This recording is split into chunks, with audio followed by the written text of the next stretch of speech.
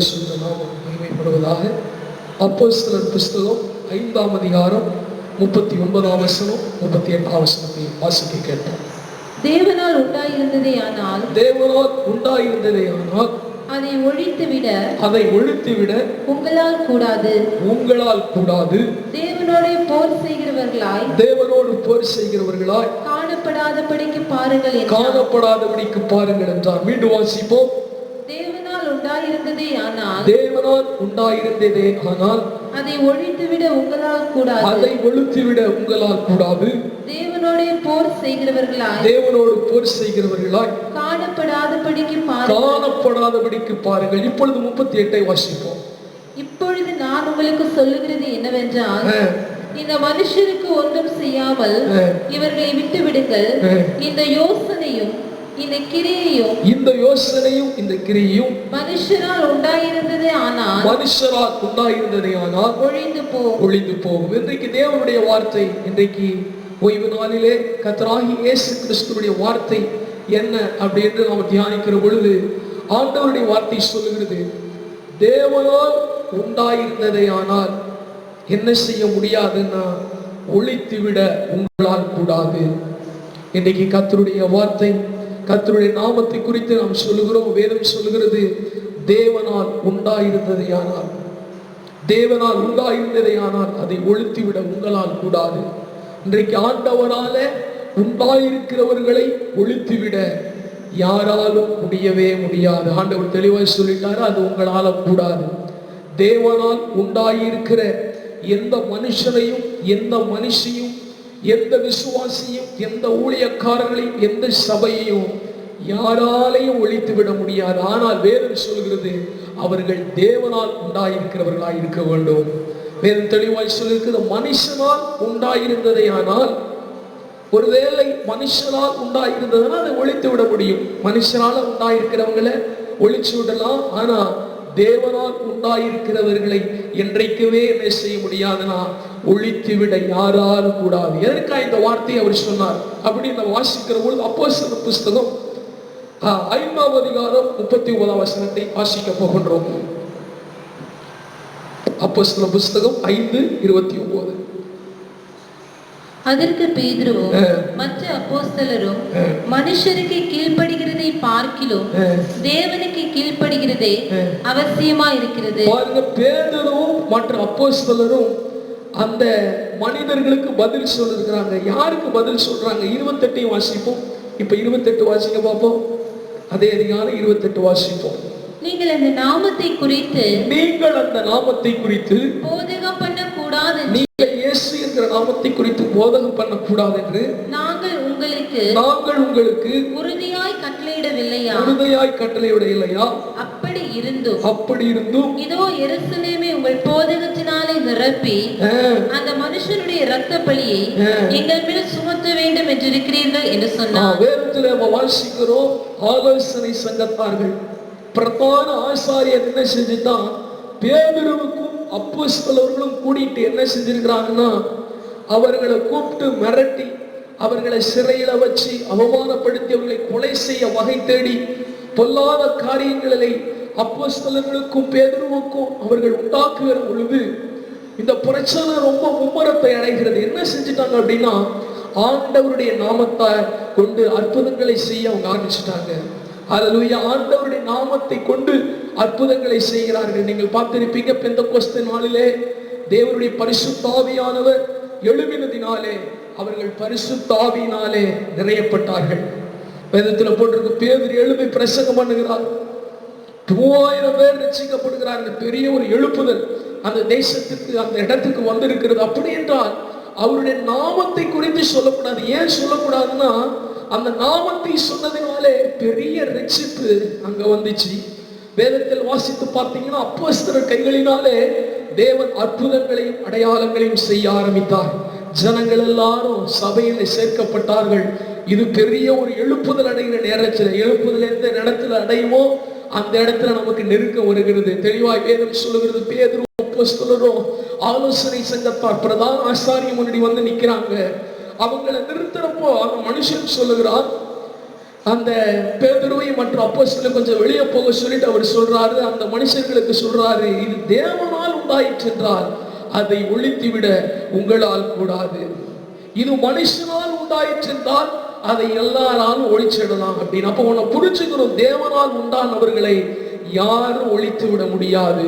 பிரதான ஆசாரியனோ வேதத்தில் பட்டிருக்கிறது, அந்த ஆலோசனை சங்கத்தார்களோ அல்லது யாரா இருந்தாலும் ஒழித்து விட முடியாது. இவர்கள் அப்படியே விட்டுடுங்க, அவங்க தானா போயிடுவாங்க. இதற்கு முன்னாடி ஒரு மனுஷன் எழுப்பினான், தையதோஸ் என்று ஒரு மனுஷன் எழுப்பியிருக்கிறான். இன்னும் கலிலேயனாக யூதாஸ் என்கிற மனுஷன் எழுப்பியிருக்கலாம். இவெல்லாம் தன்னை பெரிய மனிதனாய் பாராட்டி ஜனங்களை தனக்கு பின்ன வரும்படி செய்தான். ஆனால் அவன் ஒளிஞ்சு போனான். அவங்க நினைச்சுக்கிட்டாங்க இந்த பேதுரு அப்போஸ்தலர்களும் இந்த இயேசுவின் நாமத்தை குறித்து சொல்லுகிறதுனாலே அவர்கள் ஒளிந்து போய் விடுவார்கள் அல்லது ஒளிந்து போகாம இருப்பாங்க, எப்படியும் போயிடுவாங்க அப்படின்னு நினைச்சாங்க. ஆண்டவருடைய வார்த்தை சொல்லுகிறது, தேவனால் உண்டாயிருக்கிறவைகளை, தேவனால் உண்டாக்குற மனுஷனை, தேவனால் உண்டாயிருக்கிற மனுஷியை, விசுவாசிய சபையை யாரால் ஒழித்து விடவே முடியாது. நீங்க தேவனால் உண்டாயிருக்கிறீர்கள். கர்த்தர் இன்றைக்கு சொல்லுகிறாரு, உங்களை யாரால் ஒழித்து விட முடியாது. ஆராதனை யாரால் ஒழித்து விட முடியாது. தேவனுடைய வார்த்தையை யாரால் ஒழித்து விட முடியாது. தேவனால் உண்டானவன் எப்படி இருக்கிறான் அதை சொல்லி இந்த தேவனுடைய வார்த்தையை நான் முடிக்க விரும்புகிறேன். தேவனால் உண்டாயிருக்கிறவன் ஒழித்து விட முடியாது. அப்போ மனுஷனால் உண்டாயிருக்கிறவன் ஒழிச்சிடலாம். தேவனால் உண்டாயிருக்கிறவன் எப்படி இருப்பான் அப்படின்னு நம்ம வாசித்து முடிக்க போகிறோம். எடுத்து வாசிப்போம். ரோமர் 1 யோவான் புஸ்தகம் 4ஆம் அதிகாரம் 2ஆம் வசனத்தை வாசிப்போம். 1 யோவான் புஸ்தகம் 4ஆம் அதிகாரம் 2ஆம் வசனம்.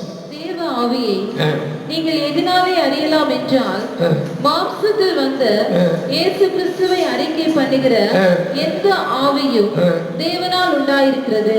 மாம்சத்தில் வந்த இயேசு கிறிஸ்துவை அறிக்கை பண்ணுகிற எந்த நாவும் எந்த வாயும் அது தேவனால் உண்டாயிருக்கிறது. கர்த்தருடைய பரிசுத்த நாமம் மகிமைப்படுவதாக வேதம் சொல்கிறது. மாம்சத்தில் வந்த இயேசு கிறிஸ்துவை, இயேசு கிறிஸ்து என்கிற நாமத்தை அறிக்கை செய்கிற எந்த மனுஷனும் வேதத்தில் போட்டிருக்குது, அவன் தான் தேவனால் உண்டானவன். அல்லேலூயா. இன்னைக்கு ஆண்டவருடைய வார்த்தை சொல்கிறது, யார் தேவனால் உண்டானவன்? நல்ல கவனிங்க, தேவனால் உண்டானவனை தான் ஒழித்து விட முடியாது. மனுஷனால் உண்டானவங்க ஒழிச்சிடலாம். தேவனால் உண்டாயிருக்கிறவங்க என்ன செய்வாங்கன்னா, அவங்க வாய் கர்த்தரை அறிக்கை செய்து கொண்டே இருக்கும். தெளிவாய்ப்பட்டிருக்குது, மாமிசத்தில் வந்த இயேசு கிறிஸ்துவை அறிக்கை செய்கிற எந்த வாயும் நாமும் அது தேவனால் உண்டாயிருக்கிறது. இன்றைக்கு நீங்களும் நானும் மற்றவர்களால் ஒழித்து விட முடியாம இருக்கிறோம். நம்முடைய குடும்பத்தை யாரும் ஒழிச்சிடக்கூடாது, நம்முடைய பிள்ளைகளை யாரும் ஒழிச்சிடக்கூடாது, நம்முடைய சபையை யாரும் ஒழிச்சிடக்கூடாது இருக்குன்னா நம்ம முதலாவது தேவனால் உண்டாயிருக்க வேண்டும். அப்படி உண்டாயிருக்கிறவங்க எப்படி இருப்பாங்கன்னு வேதம் சொல்லுகிறது என்றால், தெளிவாய் பார்த்தீங்கன்னா அவங்களுடைய வாய், அவங்க நாவு தேவனை, கிறிஸ்துவை அறிக்கை செய்து கொண்டே இருக்கும். அவங்க அறிக்கை செய்து கொண்டே ஆண்டவர் சொல்றாரு, இந்த தேவன் அறிக்கை செய்கிற நாவு தான் தேவனால் உண்டானது. இந்த தேவன் அறிக்கை செய்யாத நாவு கடைசி காலத்தில் வெளிப்படுத்தப்பட்டிருக்கிற அந்தி கிறிஸ்து நாவு, அது இயேசு அறிக்கை செய்யவே செய்யாது, அதை ஒழிச்சிடலாம். ஆனா ஆண்டவர் சொல்றாரு, இன்னும் ரோமர் புஸ்தகம் 10ஆம் அதிகாரத்தை எடுத்து வாசிப்போம். ரோமர் புஸ்தகம் 10ஆம் அதிகாரம் 9ஆம் வசனத்தை எடுத்து வாசிக்க போகிறோம்.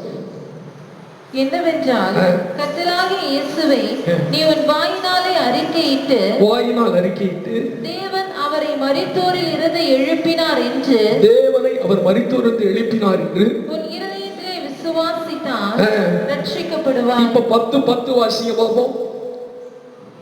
நீதி உண்டாக இருதயத்தில் விசுவாசிக்கப்படும், ரட்சிப்புண்டாக வாயினாலே அறிக்கை, ரட்சிப்புண்டாக வாயினால் அறிக்கை பண்ணப்படும். அப்ப தேவனுடைய நாமத்தை அறிக்கை செய்கிறவன் தேவனால் உண்டானவன். வேதம் சொல்லுகிறது, அப்படிப்பட்டவர்களுக்கு இந்த அறிக்கை செய்கிறதுனால என்ன நடக்குதா, நம்முடைய வாழ்க்கையில ரட்சிப்பு உண்டாயிருக்கிறது.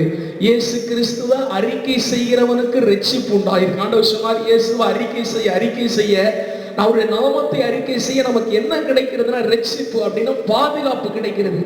வேதம் சொல்லுகிறது, இயேசுவின் நாமத்தை அறிக்கை செய்கிறவனுக்கு ஒரு பாதுகாப்பு கிடைக்கிறது. தேவனால் உண்டானவனை, அந்த அறிக்கை செய்துகிறவன் என்கிற உண்டானவனை யாராலும் ஒழித்து விட முடியாது. நீங்கள் ஆண்டவர் அறிக்கை செய்ய வேண்டும், உங்க வாயினால் அறிக்கை செய்யணும். நம்ம ஆவினால் அவர் அறிக்கை செய்ய வேதம் சொல்லுகிறது, கர்த்தர் நல்லவர், அவருடைய கிருபை என்றும் உள்ளது. இஸ்ரவேல் இப்பொழுது சொல்வதாக, ஆரோனின் குடும்பத்தார் இப்பொழுது சொல்வார்களாக, கர்த்தருக்கு பயப்படுகிறபடி சொல்வார்களாக என்று எழுதியிருக்கிறது. அவர் நல்லவர்னு சொல்லணும், அவர் கிருபைன்னு சொல்லணும். பரலோகத்திலே ஓய்வில்லாமல் அவர் பரிசுத்தர் என்று அவருடைய நாமத்தை அறிக்கை செய்து கொண்டிருக்கிறார்கள். அவருடைய நாமத்தை அறிக்கை செய்ய தாவீது சொல்லுகிறான், நாவினால் அவர் புகழப்பட்டார். எப்பொழுதும் என்னென்றைக்கு கர்த்தரை எனக்கு முன்பதாக வைத்திருக்கிறேன். அவரை அறிக்கை செய்ய வனாந்தரத்திலும் அவருடைய இருதயம் அவர் மேல் வாஞ்சையா இருக்கிறது அல்லவோ, அவரை அறிக்கை செய்யும் பொழுது, அவருடைய நாமத்தை அறிக்கை செய்யும் பொழுது என்ன நடக்கிறது என்றால் ரட்சிப்பு வருகிறது, பாதுகாப்பு வருகிறது. ஆண்டவர் சொல்றார், கர்த்தருடைய நாமம் என்கிற அந்த அறிக்கை செய்கிறவன் தேவனால் உண்டானவன், அவனை யாராலே ஒழித்து விடவே முடியாது. ஹல்லேலூயா. இன்னைக்கு கர்த்தருடைய நாமத்தை நீங்க அறிக்கை செய்றீங்க, நீங்க வாயினால் அறிக்கை செய்றீங்க, வார்த்தையின் மூலம் அறிக்கை செய்றீங்க, வசனத்தின் மூலம் அறிக்கை செய்றீங்க. அப்படி செய்கிற பொழுது நிச்சயமாய் ஒரு பாதுகாப்பிற்கு ரட்சிப்பை கட்டளையிடுவார். உங்களை யாராலும் ஒழித்து விட முடியாது. நீங்கள் தேவனால் உண்டானவர்களாய் இருப்பீர்கள் என்றால் நீங்கள் கர்த்தரை அறிக்கை செய்கிறவர்களாய் இருப்பீர்கள். இன்னும் சொல்ல போனால் சில வசனங்களை வாசிக்க போகிறோம். பிலிப்பியர் 2:11 வாசிக்க போகிறோம். பிலிப்பியர் புஸ்தகம் 2:11 வாசிப்போம். கர்த்தருடைய பரிசுத்த நாமம் மகிமைப்படுவதாக. இயேசு கிறிஸ்து கர்த்தர் என்று நாவுகள் யாவும் அறிக்கை பண்ணும்படிக்கும் எல்லா நாமத்திற்கும் மேலான நாமத்தை அவருக்கு தந்தருளினார். எல்லா நாமத்திற்கும் மேலான நாமத்தை அவருக்கு தந்தருளினார். இன்றைக்கு ஏன் கர்த்தர் அறிக்கை செய்யணும்? முதலாவது ரட்சிப்பு உண்டாக அறிக்கை செய்யணும். இரண்டாவது, அவர் எல்லா நாமத்திற்கும் மேலான நாமம் உள்ளவர். இயேசு என்கிற நாமம் எல்லா நாமத்துக்கும் மேலான நாமம். அந்த நாமத்தை நம்ம அறிக்கை செய்யும் பொழுது கர்த்தர் நிச்சயமா யார் நம்மளை ஒழித்து விடாம கர்த்தர் நம்மை நடத்துவார். எடுத்து வாசிப்போம். தொடர்ந்து பிலிப்பியர் மத்தேயு புஸ்தகம் 10:32 கூட வாசிப்போம். மத்தேயு புஸ்தகம் 10ஆம் அதிகாரம் 32ஆம் வசனம். தேவனுக்கு மகிமை உண்டாவதாக. கர்த்தருடைய பரிசுத்த நாமம் மகிமைப்படுவதாக. வாசிப்போம். மனுஷர் முன்பதாக என்னை அறிக்கை பண்ணுகிறவன் எவனோ அவனை நானும் பரலோகத்தில் இருக்கிற என் பிதாவின் முன்பதாக அறிக்கை பண்ணுவேன். அல்லேலூயா. இன்னைக்கு தேவன் மனுஷன் முன்பதாக கர்த்தர் அறிக்கை பண்ணும் பொழுது தேவன் பரலோகத்தில் இருக்கிற பிதாவின் முன்பாக நம்மை அவரை அறிக்கை பண்ணுகிற தேவனாய் இருக்கிறார். கர்த்தருடைய பரிசுத்த நாமம் மகிமைப்படுவதாக. தேவனுக்கே மகிமை உண்டாவது. அவருடைய நாமத்தை அறிக்கை செய்கிற பொழுது, அவருடைய நாமத்தை துதிக்கிற பொழுது, அவருடைய வசனத்தை வாசிக்கிற பொழுது, ஆராதனை செய்கிற பொழுது, அறிக்கை செய்கிற பொழுது, அவர் சர்வ வல்லவர் என்று அறிக்கை செய்கிற பொழுது என்ன நடக்கிறது என்று வேதம் சொல்லுகிறதுனா, பிதாவின் முன்னிலையாக கர்த்தர் நம்மையும் அறிக்கை செய்து கொண்டே இருக்கிறார். கர்த்தருடைய பரிசுத்த நாமம் மகிமைப்படுவதாக. இந்த நாமத்தை அறிக்கை செய்கிறோம், அவருடைய வேதத்தை தியானிக்கிறோம், கர்த்தரை நோக்கி ஜெபம் பண்ணி அறிக்கை செய்கிறோம். அப்பொழுது என்ன நம்முடைய வாழ்க்கையில நடக்கிறது என்று சொல்லி முடிக்க விரும்புகிறேன். அப்போஸ்தலர் 6ஆம் அதிகாரம் 7ஆம் வசனத்தை வாசிக்க போகின்றோம். அப்போஸ்தலர் புஸ்தகம் 6ஆம் அதிகாரம் 7ஆம் வசனத்தை எடுத்து வாசிப்போம். கர்த்தருடைய பரிசுத்த நாமம் மகிமைப்படுவதாக. வாசிப்போம். தேவ வசனம் விருத்தி அடைந்தது, சீஷருடைய தொகை எருசலேமில் மிகவும் பெருகிற்று. தேவ வசனம் விருத்தி அடைந்தது, சீஷரின் தொகை மிகவும் பெருகிற்று. ஆசாரியர்களில் அநேகரும் விசுவாசத்துக்கு கீழ்ப்படிந்தார்கள். ஹல்லேலூயா. இன்னைக்கு தேவனுடைய நாமத்தை நீங்க அறிக்கை செய்கிறதுனால என்ன நடக்கும்னு ஆண்டவர் சொல்றாரு, சீஷருடைய தொகை தேசத்துல பெருக ஆரம்பிச்சது. அப்படின்னா ஆண்டவருக்காய் எழும்புகிறவர்கள், பெரிய ஆத்துமாக்களுடைய தொகை என்ன செய்ய போகிறதுனா வரும் நாட்களிலே பெருக போகிறது. கர்த்தருடைய பரிசுத்த நாமம் மகிமைப்படுவதாக ஆண்டவர் தெளிவாக சொல்லியிருக்கிறார். ஆண்டவருடைய நாமத்தை அறிக்கை செய்கிற பொழுது, ஆண்டவருடைய நாமத்தை அறிக்கை செய்கிறவன் தேவனால் உண்டாயிருக்கிறவன். அவருடைய நாமத்தை அறிக்கை செய்யும் பொழுது என்ன நடக்கிறதுனா, சீஷர்களின் தொகை பெருகுகிறது. ஒரு பெரிய எழுப்புதல் தேசத்திலே உண்டானது. நல்லா கவனிங்க. மனுஷருடைய தொகை பெருகல, சீஷர்கள் தொகைனா சாதாரண. சீஷன் என்பவன் எப்படிப்பட்டவன்னா, அவன் தன்னைத்தானே வெறுத்து தன் சிலுவை எடுத்துக்கொண்டு என் பின்னே வராதவன் எனக்கு சீஷனாய் மாட்டான். சீஷன் சாதாரணமானவன் அல்ல. சீஷன் என்பவன் தன்னைத்தான் வெறுத்து தேவனுக்காய் தன் ஜீவனையும் கொடுக்கிறவன் தான் சீஷன். ஆத்துமாக்கள் பெருகினார்கள், அப்படிப்படல இந்த இடத்துல. இன்னும் பெரிய மக்கள் எல்லாம் பெருகினார்கள் இந்த இடத்துல போடல. சீஷர்களின் தொகை அப்படின்னா ஆண்டவருக்காய் ஜீவனையும் கொடுக்கிறவர்கள் ஆண்டவர் எழுப்புகிறார். காரணம், அவருடைய நாமத்தை அறிக்கை செய்கிறதுனாலே. அவருடைய நாமத்தை நீங்க அறிக்கை செஞ்சீங்கன்னா உங்களை யாராலையும் ஒழிச்சு விட முடியாது. அவருடைய நாமத்தை அறிக்கை செய்கிற இடத்துல சீஷர்கள் பெருகுவார்கள். அப்படின்னா ஆண்டவருக்காய் ஜீவனையே கொடுக்கிறவங்க பெருகுவாங்க. சாதாரணமானதல்ல. கர்த்தர் உங்களை ஆசீர்வதிப்பார். யோவான் புஸ்தகம் 15ஆம் வசனம் 4-5 வாசிப்போம். யோவான் 15:4-5. கர்த்தருடைய பரிசுத்த நாமம் மகிமைப்படுவதாக. வாசிப்போம். தேவனுக்கு மகிமை உண்டாவதாக. என்னில் நிலைத்திருங்கள், நானும் உங்களில் நிலைத்திருப்பேன். கொடியானது திராட்சை செடியில் நிலைத்திராவிட்டால் அதை தானாய் கனி கொடுக்க மாட்டாதது போல நீங்களும் என்னில் நிலைத்திராவிட்டால் கனி கொடுக்க மாட்டீர்கள். நானே திராட்சை செடி, நீங்கள் கொடிகள். ஒருவன் என்னிலும் நான் அவனிலும் நிலைத்திருந்தால் அவன் மிகுந்த கனிகளை கொடுப்பான். வேதம் சொல்லுகிறது, அவர்களை நிலைச்சிருக்கப்பட்டு மிகுந்த கனிகளை கொடுக்கும்படி கர்த்தர் கிருபை செய்வார். நல்லா கவனிங்க. அவருடைய நாமத்தை அறிக்கை செய்யும் பொழுது என்ன நடக்கிறதுனா, உங்களை ஒழித்து விட முடியாது, அதற்கு பதிலாக சீஷர்கள் பெருகுவாங்க. அப்படின்னா தேவனுக்காய் தன் ஜீவனையே ஆரம்பிச்சிருவாங்க. அடுத்தது அவருடைய நாமத்தை அறிக்கை செய்கிறதுனால என்ன நடக்கிறது அப்படி வேதம் சொல்லுகிறது என்றால் தெளிவாய் நீங்கள் நானும் மிகுந்த கனிகளை கொடுப்போம். கர்த்தருடைய பரிசுத்த நாமம் மகிமைப்படுவதாக, தேவனுக்கு மகிமை உண்டாவதாக. யோவான் 15 வாசிக்க போகிறோம். யோவான் புஸ்தகம் 15ஆம் அதிகாரம் 11ஆம் வசனம். தேவனுக்கு மகிமை உண்டாவதாக. என்னுடைய சந்தோஷம் உங்களில் நிலைத்திருக்கும்படிக்கும் உங்கள் சந்தோஷம் நிறைவாய் இருக்கும்படிக்கும் இவைகளை உங்களுக்கு சொன்னேன். சந்தோஷத்தை கர்த்தர் இருக்கிறார். கர்த்தருடைய பரிசுத்த நாமம் மகிமைப்படுவதாக, தேவனுக்கு மகிமை உண்டாவதாக. ஆண்டவர் சொல்றாரு, அவருடைய நாமத்தை அறிக்கை செய்கிறவர்களை யாரால் ஒழித்து விட முடியாது. அவருடைய நாமத்தை அறிக்கை செய்கிற வாழ்க்கையில தேவன் பெரிய எழுப்புதலை கட்டளையிடுவார். அவருடைய நாமத்தை அறிக்கை செய்கிற வாழ்க்கையில தேவன் என்ன செய்வார்? சீஷர்கள் தொகை பெருகும்படி செய்வார். அவருடைய நாமத்தை அறிக்கை செய்கிற வாழ்க்கை அவருடைய வாழ்க்கையில சந்தோஷத்தை அதிகமாய் கொடுக்க ஆரம்பிப்பார். தேவனுக்கு மகிமை உண்டாவதாக. கர்த்தருடைய பரிசுத்த நாம மகிமைப்படுவதாக. தொடர்ந்து அடுத்த பாயிண்ட்டுக்கு போவோம். உங்களை யாராலும் ஒழித்து விட முடியாது. அவருடைய நாமத்தை நீங்கள் அறிக்கை செய்து கொண்டிருக்கிறீர்கள். அவருடைய நாமத்தை அறிக்கை செய்ய கர்த்தர் நிச்சயமாய் நம்முடைய பிள்ளைகளை வெட்கப்படுத்த மாட்டார். யாரும் அவங்களை அழிக்கும்படி ஒழித்து விடும்படி என்ன யுத்தம் பண்ணினாலும், என்ன சித்தங்கள் பண்ணினாலும், என்ன துரோகங்கள் பண்ணினாலும், பொறாமை கொண்டாலும், எத்தனை ஆயுதங்களை வீசி எறிந்தாலும் அவர்களால் ஒன்றும் செய்ய முடியாது. ஏன்னா தேவனால் நீங்க உண்டாயிருக்கிறீங்க. அதுக்கு ஒரே அர்த்தம், உங்க வாய் அவர் அறிக்கை செஞ்சுக்கிட்டே இருக்குது. அந்த அறிக்கை செய்யும்போது மிகுந்த கனிகளை நீங்க கொடுப்பீங்க. அறிக்கை செய்யும்போது தேசத்திலே ஆத்துமாக்கள் அல்ல, தேவனுக்காய் ஜீவனை இழந்து போகிற சீஷர்கள் எழுப்புவார்கள், பெருக்கமடைந்தார்கள்.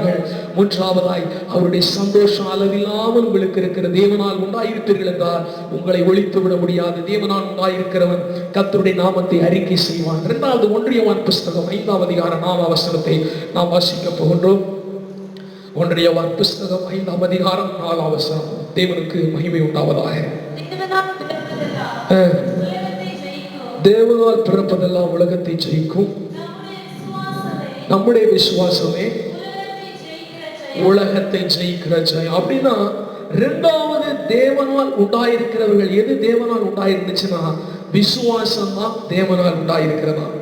நல்லா கவனிங்க. தேவனால் உண்டாயிருக்கிறது விசுவாசம். இந்த விசுவாசம் உங்களுக்குள்ள இருக்குமே என்றால் கர்த்தர் சொல்லுகிறார், உங்களை யாராலையும் ஒழித்து விடவே முடியாது. வேதத்தில் போட்டிருக்குது, பிசாசுகளும் தேவன் ஒருவர் உண்டென்று விசுவாசித்து நடுங்குகின்றனவா. அதுக்கே தெரியுது தேவன் ஒருத்தர் இருக்கிறார். அவர் சர்வ வல்லவர். அவர் தம்முடைய ஜனங்களுக்காய் ஜீவனை கொடுத்தவர். தம்முடைய விசுவாசம் வைத்த பிள்ளைகள் எப்படிப்பட்ட பிள்ளைகள் என்றால் அவர்கள் தேவனால் உண்டாயிருப்பவர்கள் எப்பொழுதுமே கர்த்தராகிய இயேசு கிறிஸ்துவை விசுவாசிப்பார்கள். தேவனை விசுவாசிப்பாங்க. அவருடைய நாமத்தை அவங்க விசுவாசிப்பாங்க. அவங்க கர்த்தரால் உண்டானவர்கள். அவர்களை யாரால் ஒழித்து விடவே முடியாது. கர்த்தருடைய பரிசுத்த நாம மகிமைப்படுவதாக நீங்கள் விசுவாசிக்க போகிறீர்கள். வேதம் சொல்லுகிறது, ஆபிரகாம் தேவனை விசுவாசித்தான், அது அவருக்கு நீதியாக எண்ணப்பட்டது. கண்டிப்பா கர்த்தருக்கு நம்முடைய விசுவாசத்தை வர்த்திக்க பண்ணுவார். நாம் விசுவாசிப்போம். கர்த்தர் நிச்சயமாய் நம்மை சமாதானத்தை உண்டு பண்ணுவார். நம்முடைய தேசம் சமாதானத்துக்குள்ளே போகும். நம்முடைய வாழ்க்கை முன்னேற்ற பாதையில் நடத்துவார். இன்னும் தேவனுடைய வல்லமை நமக்குள்ள ஒரு விசுவாசம் என்பது ரொம்ப முக்கியமானதாய் கருது. தேவனால் உண்டாயிருந்தவன் தேவனை விசுவாசிக்கிறவன். தேவனால் உண்டானவர்கள் தேவனை அதிகமாக விசுவாசிக்கிறவர்கள். அவர்கள் விசுவாசிக்கிறவர்களா இருக்கிறதுனாலே அவர்களை யாரால் ஒழித்து விடவே முடியாது. கர்த்தருடைய பரிசுத்த நாமம் மகிமைப்படுவதாக. நம்ம விசுவாசிக்கிற தேவன் அவர் இன்னார் நாம் அறிந்து இருக்கிறோம். வேதம் சொல்லுகிறது, தாவீது சொல்லுகிறான், நான் கர்த்தரை விசுவாசியாமல் இருந்தால் ஜீவனுள்ளோடு தேசத்திலே போய் காண்பேன் என்று விசுவாசியாது இருந்தால் நான் கெட்டு போயிருப்பேன். ஆண்டவரை விசுவாசிக்கிறோம். அவர் ஜீவனுள்ள தேவனாய் இருக்கிறார். அவர் நமக்காய் இருக்கிறார், நமக்காய் யுத்தம் செய்கிறார், நம்முடைய வாழ்க்கையில் அற்புதங்களை செய்வார், நம்மை எரிகிற சூளைக்கும் சிங்கத்தின் வாய்க்கும் தப்புவிக்க வல்லவராய் இருக்கிறார் என்று ஆண்டவரை விசுவாசிக்கும் பொழுது நாம் தேவனால் உண்டாயிருக்கிறோம். அப்பொழுது நம்ம யாராலே ஒழித்து விடவே முடியாது. விசுவாசம், வேதம் சொல்லுகிற நம்முடைய விசுவாசமே உலகத்தை ஜெயிக்கிற ஜெயம். இந்த விசுவாசத்தை உடையவன் தேவனால் உண்டாயிருக்கிறான். அவர்களை யாரால் ஒழித்து விட முடியாது. நீங்களும் தேவனிடத்தில் விசுவாசமாயிருங்கள். ஒன்றிய வான் புஸ்தகம் 5ஆம் அதிகாரம் 18-19 வாசிக்க போகிறோம். ஒன்றிய வான் புஸ்தகம் 5ஆம் அதிகாரம் 18-19 வாசிப்போம். அடுத்தது, தேவனால் உண்டான எவனும் பாவம் செய்யாமல் என்று அறிந்திருக்கிறோம். தேவனால் பிறந்தவன் தன்னை காக்கிறான், பொல்லாங்கான அவனை தொடான். கர்த்தருடைய பரிசுத்த நாமம் மகிமைப்படுவதாக வேதம் சொல்கிறது. தேவனால் உண்டானவன் பாவம் செய்யான், அவனை தன்னை காக்கிறான். பொல்லாங்கான சத்துரு அவனை தொடவே முடியாது. ஹல்லேலூயா. கர்த்தருடைய பரிசுத்த நாமம் மகிமைப்படுவதாக தேவன் சொல்லுகிறாரு.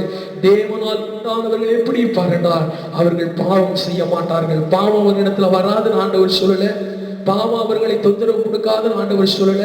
பாவங்கள் அவர்களை நெருங்காதுன்னு ஆண்டவர் சொல்லல. பாவத்துக்கிட்ட அவங்களுக்கு சம்பந்தமே இருக்காதுன்னு ஆண்டவர் சொல்லல. அவங்க பாவம் செய்ய மாட்டாங்க, தன்னை காத்துப்பாங்கன்னு ஆண்டவர் சொன்னார். ஹல்லேலூயா. இந்த உலகத்தின் பொல்லாங்கான அவர்களை தொட முடியாது. ஏன்னா பொல்லாங்கானக்குள்ளதான் இந்த உலகமே இருக்குது. ஆண்டவர் சொல்றாரு, தேவனால் பிறந்தது, தேவனால் உண்டானவன் என்ன செய்ய மாட்டானா? பாவம் செய்ய மாட்டான். அவன் தன்னை காக்கிறான். இன்னும் சொல்ல போனால் அவன் தேவனிடத்தில் மன்னிப்பை கோருகிறான். அதை குறித்து விஷயம் அவனுக்கு உண்டு. தேவனால் உண்டானவன் பாவம் செய்யமாலாமல் அவன் கத்தரிடத்தினாக அவன் தன்னை காத்துக் கொள்ளுகிற பொழுது தேவனால் உண்டாயிருக்கிறான். அவனை யாரால் ஒழித்து விடவே முடியாது. மூன்றாவது, நீங்கள் தேவனால் உண்டானவர்கள் என்று சொல்ல போனால் நீங்கள் பாவம் செய்யாது இருக்க வேண்டும். பாவம் செய்யாமல் இருந்தால், உங்களை காத்து கொண்டால், பொல்லாங்கான உங்களை தொடமாட்டான். யாராலே உங்களை ஒழித்து விடவே முடியாது. கர்த்தருடைய பரிசுத்த நாமம் மகிமைப்படுவதாக. தேவன் நம்மை பரிசுத்தமாக்குகிற தேவன். தேவன் பரிசுத்தம் உள்ளவருடைய நாமம் பரிசுத்தம் என்று எழுதியிருக்கிறது அல்லவா? கர்த்தருடைய தம்முடைய ஆலயத்தில் பரிசுத்தம் உள்ளவராய் விளங்குகிறார். ஆலயத்திலே பரிசுத்தம் என்பது அலங்காரமாய் இருக்கிறது அல்லவா? ஆண்டவர் பரிசுத்தத்தை விரும்புகிறார் சொல்றாரு. தேவனால் உண்டாயிருக்கிற என்று சொல்லுகிறவன் பரிசுத்தம் உள்ளவனாய் இருக்கிறான், பாவம் செய்ய மாட்டான், காக்கிறான். இப்படி நீங்கள் செய்யும் பொழுது இந்த உலகத்தில் உங்களை யாராலே ஒழித்து விடவே முடியாது. எத்தனை சத்துருக்கள், எத்தனை போராட்டங்கள், எத்தனை சத்துருக்கள், மாந்திரிக கட்டுகள், செய்வினின் கட்டுகள், சத்துருடைய போராட்டங்கள், மனிதனுடைய ஆயுதங்கள் எந்த ரீதியாய் உங்களுக்கு விரோதமாகவும், சபைக்கு விரோதமாக, ஊழியத்துக்கு விரோதமாகவும், ஊழியக்காரனுக்கு விரோதமாக வந்தாலும் அவங்க தேவனால் உண்டானவர்கள். அவர்களை ஒருவரால் ஒழித்து விட முடியாது. கர்த்தருடைய பரிசுத்த நாமம் உங்களையும் உங்க பிள்ளைகளையும் உங்க எதிர்காலத்தை யாராலே ஒழிச்சு விட முடியாது. தேவனால் உண்டானவங்க சொல்லுவாங்க எப்படி இருப்பாங்கன்னா, அவங்க பாவம் செய்யாம தன்னை காத்துக் கொள்வாங்க. தேவனால் உண்டாயினா கிறிஸ்துவ அறிக்கை செஞ்சு கொண்டே இருப்பாங்க. தேவனால் உண்டானவர்கள் எப்படிப்பட்டவர் என்றால், அவர்கள் கர்த்தருடைய நாமத்தினால விசுவாசம் வைத்திருப்பார்கள். இந்த மூன்று காரியத்தை செய்யும் பொழுது கர்த்தர் நிச்சயமாய் உங்களுக்கு விரோதமான ஆயுதங்களை வாய்க்காமல் செய்வார். உங்களுக்கு விரோதமாக எழும்புகிற ஆயுதம் வாய்க்காதே போகும். உங்களுக்கு விரோதமாக எழும்புகிற உங்கள் பட்சத்தில் திரும்ப செய்வார். கர்த்தர் உங்களுக்கு விரோதமாய் ஒரு யுத்தம் எழுதினாலும் என் இருதயம் அசையாது என்று சொன்ன தாவீதை போல கர்த்தர் உங்களை நடத்துவார். உங்கள் பக்கத்தில் 1000 பேர் 10,000 பேர் விழுந்தாலும் உங்களை அணுகாது. வேதம் சொல்லுகிற தீங்கினாலில் கூடார மறைகளை ஒழித்து உங்களை பாதுகாக்க அவர் வல்லமையில் அவராய் இருக்கிறார். நீங்கள் தேவனால் உண்டானவர்கள், உங்களை யாரால் ஒழித்து விட முடியாது. கர்த்தருடைய பரிசுத்த நாமம் மகிமைப்படுவதாக நாம் ஜெபித்து முடிக்க போகிறோம். எங்களை நேசிக்கிற நல்ல பிதாவே, நீர் கொடுத்த இந்த நல்ல வேலைக்காக நன்றி செலுத்துகிறோம். இந்த ஒவ்வொரு நாளிலே ஆண்டவரை நாங்கள் தேவனால் உண்டானவர்கள். எப்படி என்றால், கிறிஸ்துவை அறிக்கை செய்கிறவர்கள், விசுவாசம் உள்ளவர்கள், பாவம் செய்யாமல் எங்களை காப்பவர்கள். நம்முடைய பிள்ளைகள் அப்படி இருக்கிறதுனாலே யாராலே ஒழித்து விடக்கூடாது. அப்ப யாரும் ஒழித்து விட முடியாது. எவ்வளவு பெரியாதாலும் ஒழித்து விட முடியாது. நம்முடைய பிள்ளைகளோடு இருக்கிறீங்க. அவங்க உங்களால் உண்டானவங்க. உங்களுடைய சித்தத்துக்கு செவி கொடுக்கிறோம். ஆசீர்வதிங்க இந்த பிள்ளாத ஆண்டவரே. இந்த ஆண்டவர் நோய் தொற்றுகளில் நாட்களில் வந்திருக்கிறோம். நம்முடைய பிள்ளைகள் அதை ஒன்று செய்யக்கூடாதப்பா. வாதை கூடாரத்தை அணுகாதுன்னு சொன்னீங்களப்பா. தேவனால் உண்டாயிருக்களை தொடக்கூடாதப்பா.